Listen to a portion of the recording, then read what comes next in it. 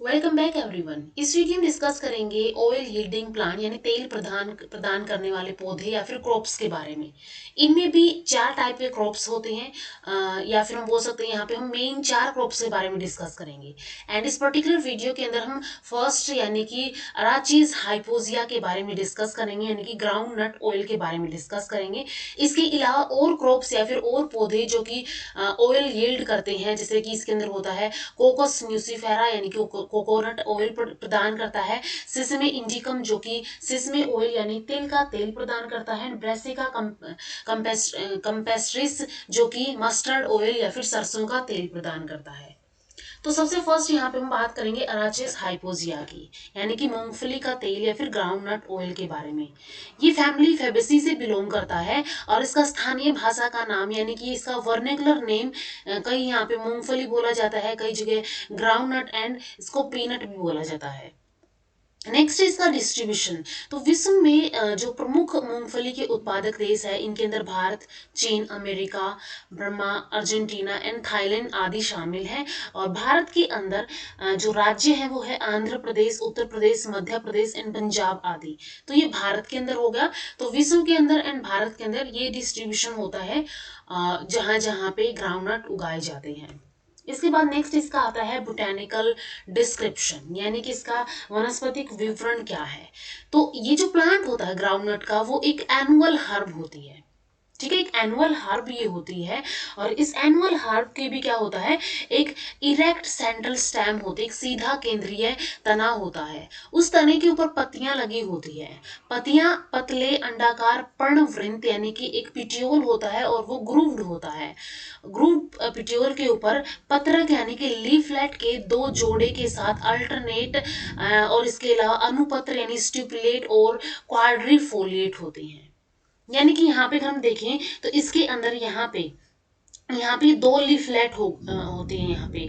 और ये जो लीफ जो स्टेम हो गई और लीफ जिससे अटैच होता है, जो स्टोक होती है यानी लीफ की, उसको पिट्यूल बोला जाता है।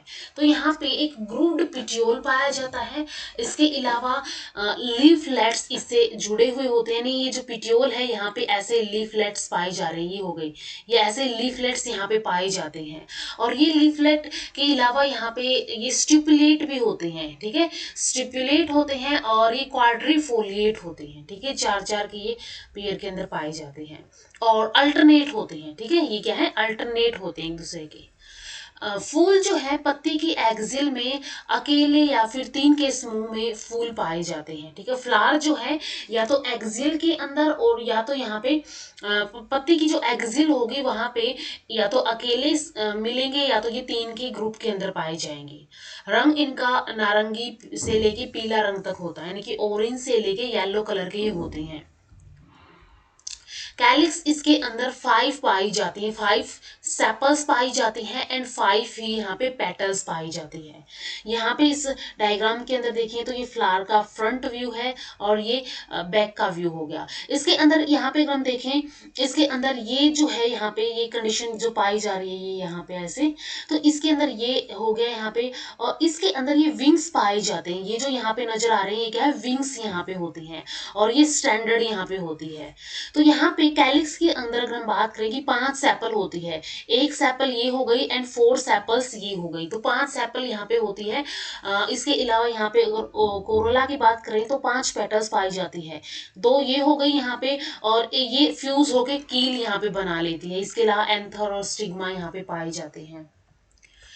पिस्टिल जो होता है, पिस्टिल में एकल यानी सिंगल, एवरिंथ यानी कि ससाइल कार्पल पाए जाते हैं। ठीक है, कार्पल यहाँ पे क्या होते हैं, ससाइल होते हैं। ससाइल का मीनिंग होता है कि यहाँ पे स्ट्रोक है या फिर पिटियोल है वो एब्सेंट होता है।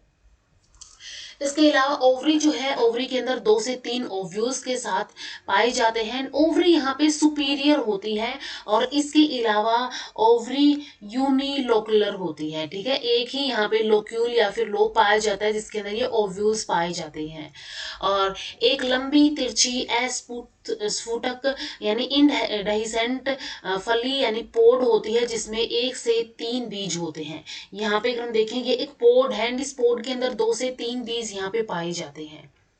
ये एक स्ट्रक्चर है। यहाँ पे इनके सीड्स को अगर हम यहाँ पे अपार्ट करके देखें तो ये कोटिलिडन्स यहाँ पे होते हैं। इसके अंदर ये जो पोर्शन होता है यहाँ पे इसका सीड कोट होता है, जो ये जो यहाँ पे इस कलर का नजर आ रहा है थोड़ा सा, ये सीड कोट होता है। और इसके अलावा यहाँ पे ये जो स्ट्रक्चर यहाँ पे नजर आ रहा है ये क्या है, ये ऊपर की साइड प्लूम्यूल है एंड नीचे की साइड रेडिकल है। रेडिकल एम्ब्रियोनिक रूट है जो कि आगे जाके रूट की फॉर्मेशन करेगी। एंड प्लूम्यूल क्या करेगा, फर्स्ट जो शूट एम्ब्रियोनिक शूट है और फर्स्ट लीव्स यहाँ पे पाई जा रही हैं।